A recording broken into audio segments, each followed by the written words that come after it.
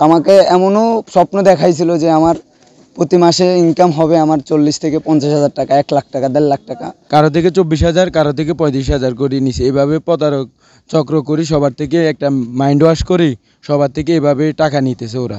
এখন আমার বাড়ির যে অবস্থা, আমার আত্মহত্যা করার আর উপায় না, আমার এই টাকা ছাড়া আমার কোনো বাড়ির, আমার ফ্যামিলি আমার অনেক প্রেশার দিতেছে। আমাদের থাকমু কোথায়, রাতে খামু কি, আমাদের তেমন কোনো ব্যবস্থা নেই। আমরা চাই যে প্রশাসনের কাছে এটাই আমাদের আবদার যে আমাদের যত দ্রুত সম্ভব আমাদের এটাকে সমাধান করে দাও।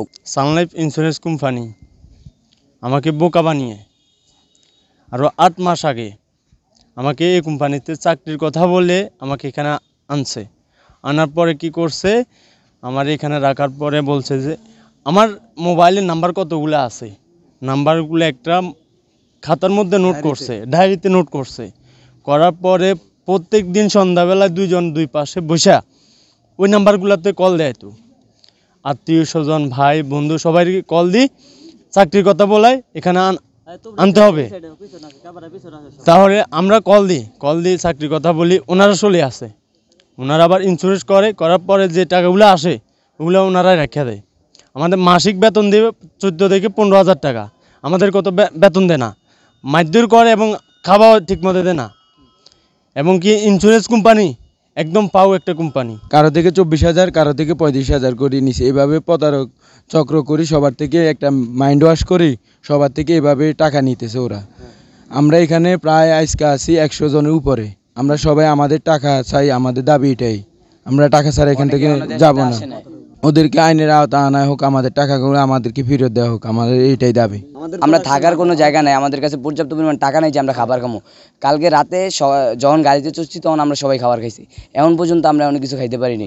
আমাদের থাকমু কোথায়, রাতে খামু কি, আমাদের তেমন কোনো ব্যবস্থা নেই। আমরা চাই যে প্রশাসনের কাছে এটাই আমাদের আবদার যে আমাদের যত দ্রুত সম্ভব আমাদের এটাকে সমাধান করে দেওয়া হোক। আর এবং কি আমাদের দাবি একটাই যে আমাদের যত টাকা নেওয়া হয়েছে, যার যত টাকা নেওয়া হয়েছে সবাই সমস্ত টাকা ফেরত দেওয়া হোক। আমরা এখানে আজকে আসছি, যারা এখান থেকে টোটালি বিতাড়িত হয়েছে, আমাদেরকে বিতাড়িত করা হয়েছে, আমরা সবাই মোটামুটি যোগাযোগ করে আমরা আজকে উদ্দেশ্য ছিল তাদেরকে ধরবো।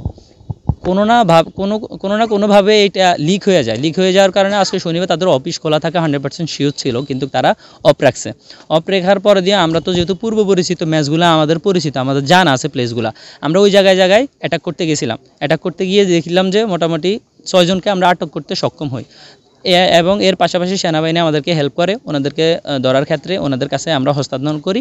8 মাসের মধ্যে 7,000 টাকা বেতন পাইছি, আমাকে 7,000 টাকা দেওয়া হয়েছে। তো আমাকে এমনও স্বপ্ন দেখাইছিল যে আমার প্রতি মাসে ইনকাম হবে আমার 40 থেকে 50,000 টাকা, 1 লাখ টাকা, 1.5 লাখ টাকা। আমাদেরকে প্রতিনিয়ত আমাদেরকে মাইন্ড ওয়াশ করতো। ইভেন আমাদেরকে সব সময় ট্রেনিংয়ে নিয়ে যেত, ট্রেনিংয়ে একজন আমাদের পাশে দিত। আবার আমরা কি আরেকজনের সাথে কথা বলতেছি কিনা, বা আমরা তাদের সাথে কথা বলে তাদেরকে নেগেটিভ করতেছি কিনা, যদি এরকম কেউ থাকে যে পায় তারা বাসায় পাঠাই দেয়। ইভেন আমাকেও পাঠাই দেওয়া হয়েছিল। এমনও সময় আমি কষ্ট করে না খেয়ে না করে এই প্রতিষ্ঠানের সাথে আমি লেগেছিলাম।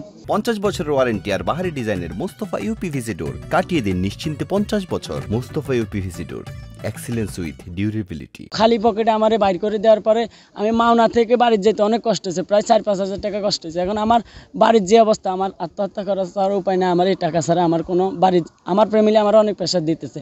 আজকে আসছি, সকাল থেকে আমরা অনেক কিছু করছি, প্রশাসন আমাদেরকে কোনো হেল্প করে না।